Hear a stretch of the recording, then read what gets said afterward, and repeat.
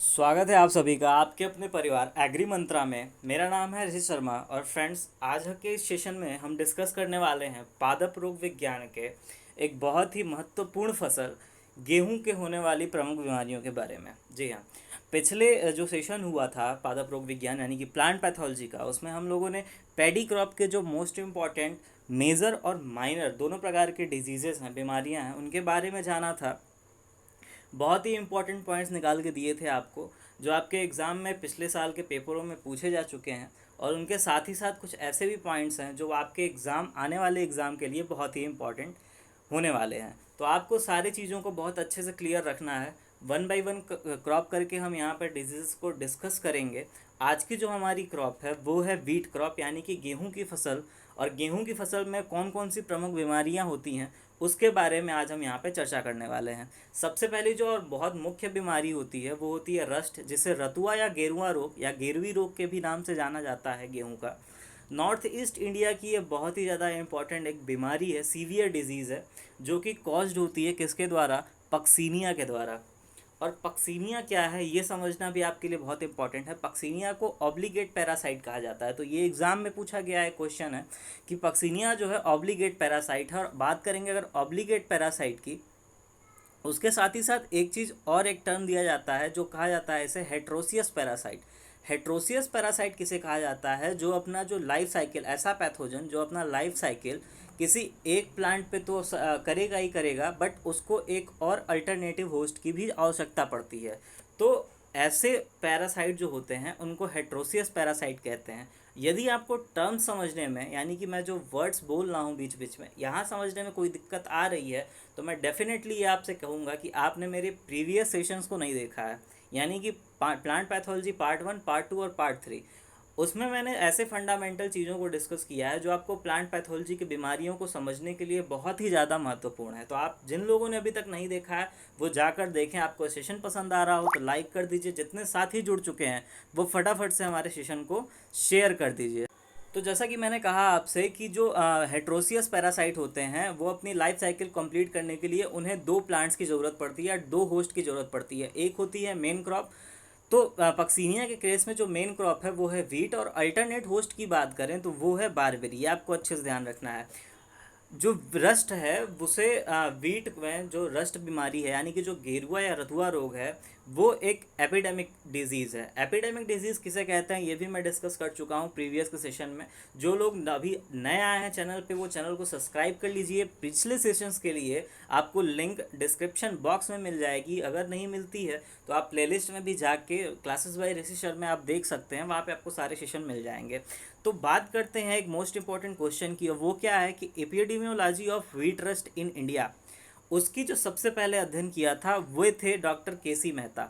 ये आपको क्वेश्चन अच्छे से याद रखना है। उसके बाद जो इंपॉर्टेंट पॉइंट्स आते हैं रस्ट के केस में वो क्या आता है कि रस्ट कितने टाइप का होता है। रस्ट की स्टडी यानी कि गेहूं में जो गेरुआ रोग होता है, रतुआ रोग होता है, वो कितने प्रकार का होता है? तो गाइस तीन प्रकार के होते हैं। पहला जो होता है वो होता है ब्राउन या लीफ रस्ट, जैसे पत्ती गेरुआ रोग भी कहा जाता है। तो ब्राउन या लीफ रस्ट जो है, यहाँ से एक क्वेश्चन IBPS एफ में 2018 में एक प्यारा सा क्वेश्चन पूछा गया था कि लीफ रस्ट ऑफ वीट का जो पैथोजन है, मतलब जो रोग कारक है वो कौन सा है। तो आपको चार ऑप्शन दिए गए थे और जो आपको पता होना चाहिए कि जो पैथोजन है जो कि ब्राउन या फिर लीफ रस्ट के लिए जिम्मेदार होता है वीट में, गेहूं में, उसका नाम है पक्सीनिया रिकंडिटा ट्रिटिकाई। ठीक है, तो ये चीज़ आपको अच्छे से ध्यान रखना है। पैथोजन के नेम में आपको कन्फ्यूजन नहीं करना है। पैथोजन के नेम से एग्जामिनर जो है क्वेश्चन जरूर बनाता है आपके हर एग्ज़ाम में। अगर AFO की बात करो, AGT की बात करो, UP SSC की बात करो, एग्रीकल्चर सुपरवाइज़र की बात करो, TA की बात करो, तो हर एक पेपर के एग्ज़ाम में आपको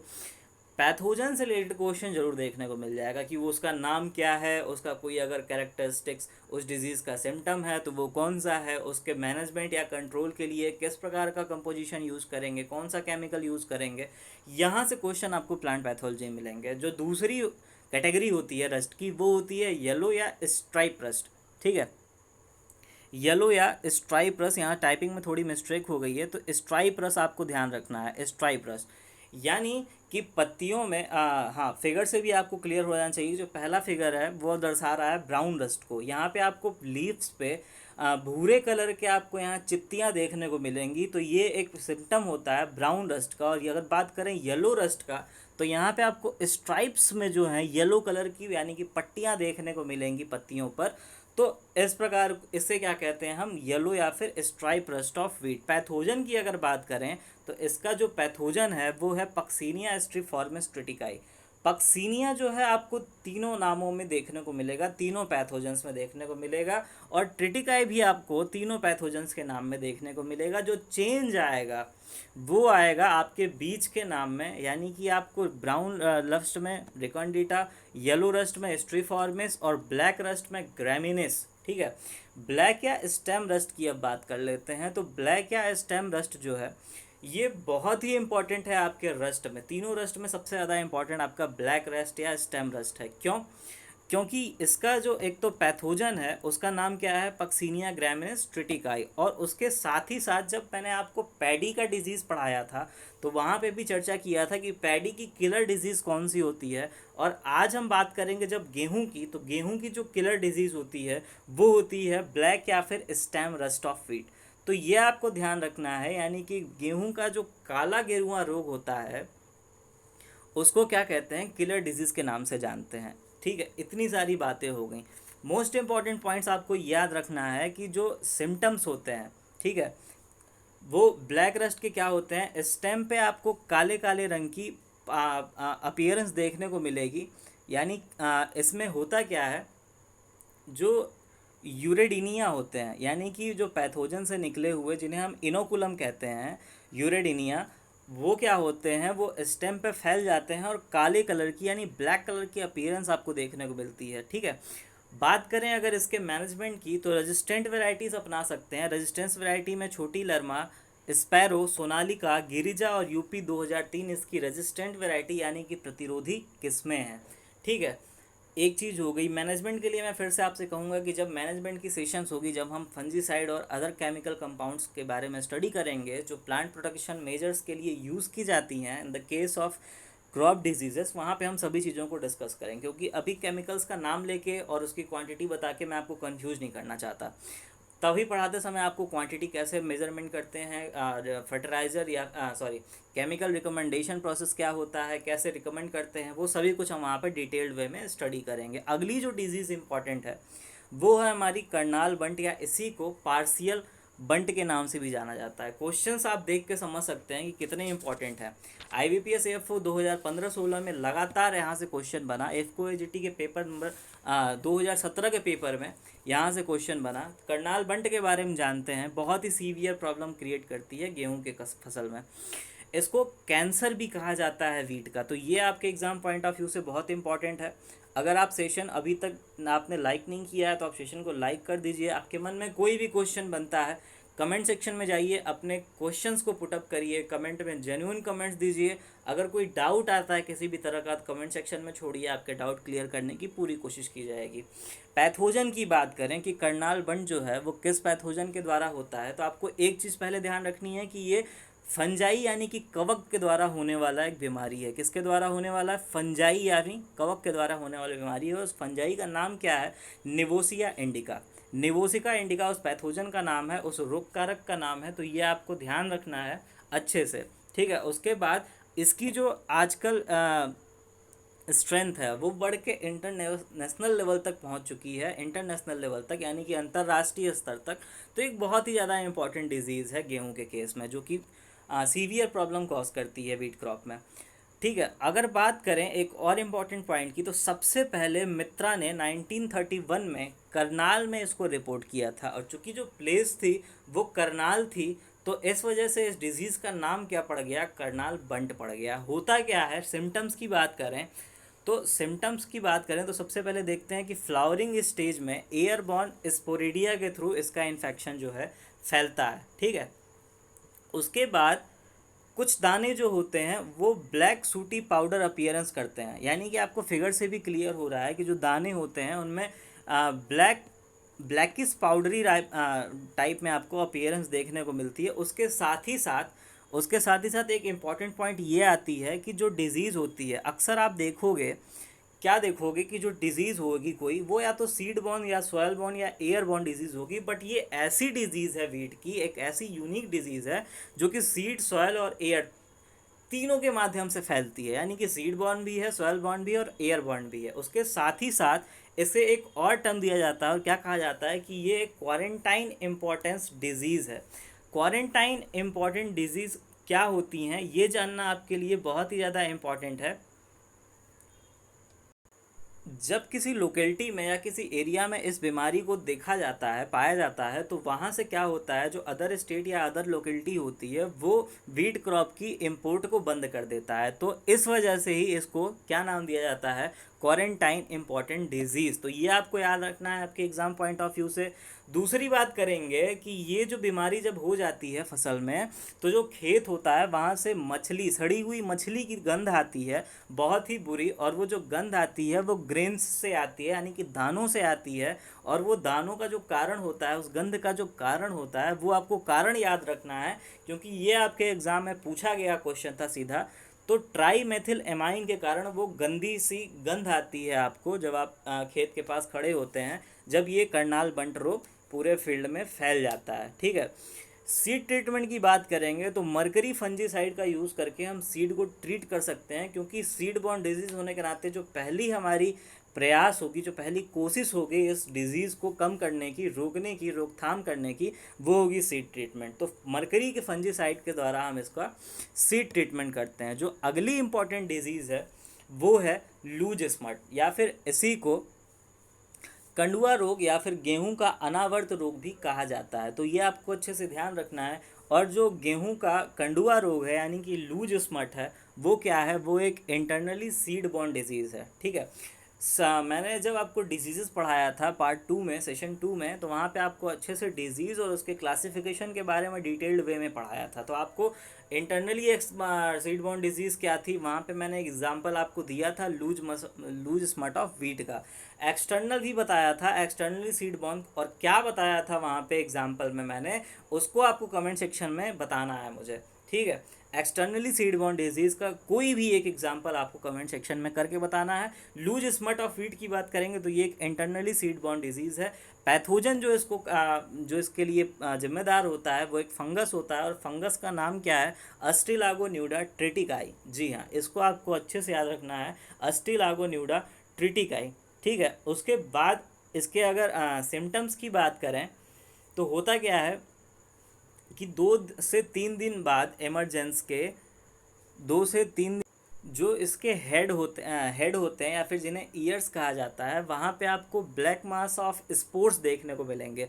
फिगर से भी आपको क्लियर हो रहा होगा, जो ईयर पोर्शन है जहाँ पे दाने बनने हैं, वहाँ पे आपको ब्लैक मास ऑफ स्पोर्स देखने को मिलेगा, यानी कि पूरा जो बाली होती है वो काली पड़ जाती है, पाउडरी अपीयरेंस होता है। ठीक है, अगर सीड ट्रीटमेंट की बात करें तो विटावैक्स के साथ 2.5 ग्राम पर केजी के मात्रा में हम इसका सीड ट्रीटमेंट कर सकते हैं। एक चीज़ और यहाँ पे आपको पॉइंट ध्यान रखनी है पूरे प्लांट पैथोलॉजी के लिए, कि स्मट की अगर बात करें तो सारे स्मट के लिए विटावैक्स जो है वो रामबाण की तरह काम करता है, यानी कि बहुत ही ज़्यादा इफेक्टिव है विटावैक्स स्मट के केस में सीड ट्रीटमेंट के लिए। तो आपको कोई सा भी डिजीज़ हो, किसी भी क्रॉप का हो, अगर ऑप्शन में आपको विटावैक्स दिखाई देता है और बात अगर स्मट बीमारी की हो, स्मट डिजीज़ की हो, तो आप वहाँ पे विटावैक्स को अपना ऑप्शन सही करेंगे।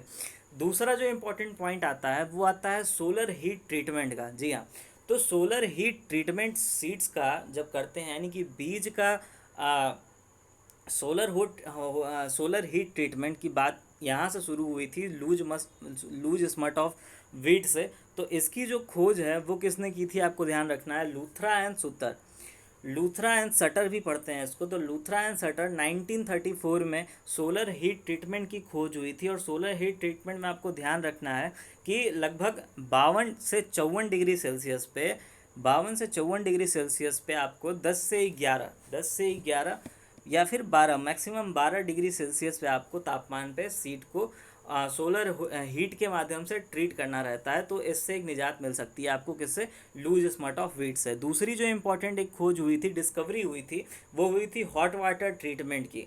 तो हॉट वाटर ट्रीटमेंट भी लूज स्मट ऑफ वीट के लिए ही स्टार्ट किया गया था या फिर इनिशिएट किया गया था, जिसकी खोज की थी जेनसन ने 1887 में। कब की थी? 1887 में जेनसन ने इसकी खोज की थी।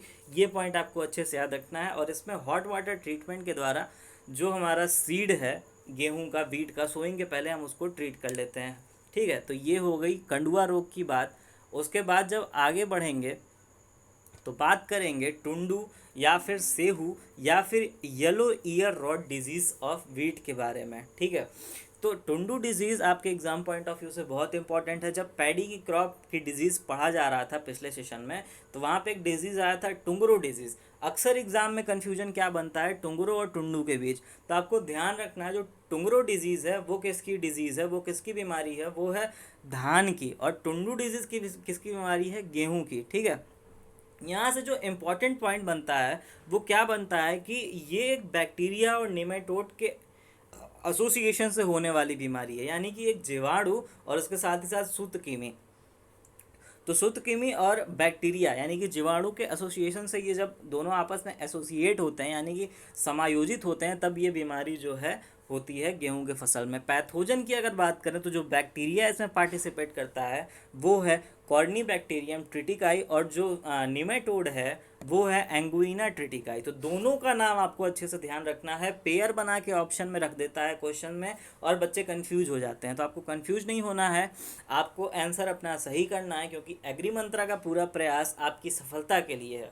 ठीक है, हमारा हार्ड वर्क और डेडिकेशन सिर्फ और सिर्फ आपकी सफलता के लिए है। बदले में अगर आप हमें कुछ दे सकते हैं, अगर आपको सेशन पसंद आता है तो आप लाइक कर दीजिएगा, अपने जेन्युइन कमेंट्स दीजिएगा। अगर आपको सेशन कैसा लगता है आप कुछ भी बता सकते हो। अच्छा लगता है अच्छा बताइए, बुरा लगता है बुरा बताइए, अच्छा लगता है तो लाइक करिए, नहीं लगता है तो डिसलाइक करिए।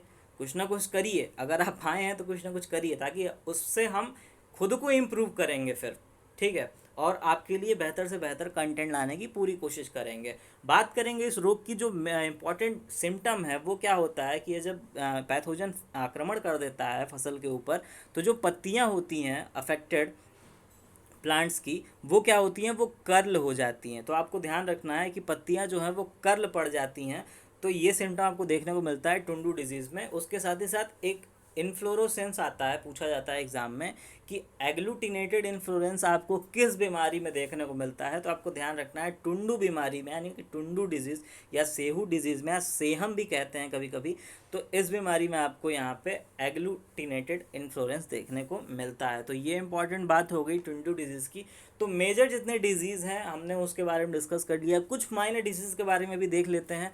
पाउडरी मिल्ड्यू या फिर चूड़ी फफूद, यहाँ पे एक बीमारी आती है गेहूं के केस में, तो इसका पैथोजन आपको जानना बहुत ही इंपॉर्टेंट है।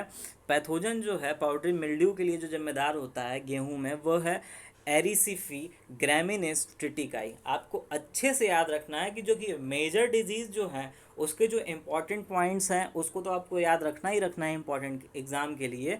बट जो माइनर डिजीज़ हैं उसके आप ज़्यादा कुछ ना पढ़ रहे हैं तो आप उसके पैथोजन अवश्य पढ़िए, क्योंकि एग्जामिनर जो है वो माइनर डिजीज़ को छोड़ता नहीं है, वहाँ से भी क्वेश्चन बनाता है। और जब भी क्वेश्चन बनाता है तो 100% वो पैथोजन ही उठा के पूछता है एग्ज़ाम में। दूसरी जो इंपॉर्टेंट डिजीज़ है वो है मोलिया डिजीज़। मोलिया डिजीज़ का भी जो पैथोजन है वो आपको अच्छे से याद रखना है। उसका पैथोजन का नाम क्या है? हेट्रोडेरा एवेनी। तो ठीक है, पैथोजन का नाम आपको याद रखना है। उसके अलावा जो अगली हमारी डिजीज़ है, अगली जो बीमारी है, जैसे ईयर कोकल डिजीज़ या फिर गेगला रोग भी कहते हैं, तो ये भी एक सूत्रकृमि के द्वारा होने वाला बीमारी है, यानी कि निमेटोड के द्वारा होने वाला बीमारी है। और वो पैथोजन जो है, वो जो निमेटोड है उसका नाम क्या है वो आपको ध्यान रखना है। उसका नाम है एंजुइना ट्रिटिकाई। ठीक है, तो वीट क्रॉप के जितने भी इम्पोर्टेंट बीमारियां आज तक पूछी गई हैं एग्ज़ाम में, उनके जो मोस्ट इम्पॉर्टेंट पॉइंट्स पूछे गए हैं, जैसे किलर डिजीज़ कौन सी होती है, ठीक है, उसके साथ ही साथ कौन से पैथोजन पार्टिसिपेट करते हैं ब्लैक रस्ट, येलो रस्ट, ठीक है, और ब्राउन रस्ट में, तो ये आपको अच्छे से याद रखना है। उसके साथ ही साथ बीच के अगर कोई डिजीज़ आपसे पूछ ली जाती है, टुंडू और टुंगरो के बीच में डिफरेंस पूछा जाता है, तो ये आपको अच्छे से ध्यान रखना है, गलती नहीं करनी है आपको। ठीक है, तो आज के इस सेशन में हम लोगों ने वीट क्रॉप की बहुत ही इंपॉर्टेंट पॉइंट्स के बारे में, जो डिजीज़ की कैरेक्टरिस्टिक्स पॉइंट्स हैं उसके बारे में डिस्कस कर लिया। सेशन कैसा लगा आपको ये आप ज़रूर बताइएगा मुझे कमेंट सेक्शन में। पसंद आ रहा है आपको ये तरीका पढ़ने का या फिर कोई और तरीका आप चाहते हो तो वो भी आप मुझे कमेंट सेक्शन में बता सकते हैं। आपका वहाँ बहुत ही बहुत स्वागत है। अगली जो हमारी क्रॉप होगी मोस्ट इम्पॉर्टेंट, वो होने वाला है शुगर केन यानी कि गन्ना। और गन्ना की जो प्रमुख बीमारियां हैं उसके बारे में हम अच्छे से वहाँ पे डिस्कस करेंगे। और साथ ही साथ मैं आपसे ये भी रिक्वेस्ट करूँगा कि आप भी कुछ पढ़ के आइएगा, अच्छे से बैठिएगा, आपका भी रिवाइज होगा। और जितने बच्चे नए जुड़े हैं आज एग्री मंत्रा हमारे परिवार से, वो हमारे परिवार को यानी कि एग्री मंत्रा चैनल को सब्सक्राइब करके जाइएगा। ज़्यादा से ज़्यादा सेशन पसंद आए तो शेयर करिएगा, लाइक करिएगा। मिलते हैं अगले सेशन में, तब तक अपना ख्याल रखिए। जय हिंद, जय भारत।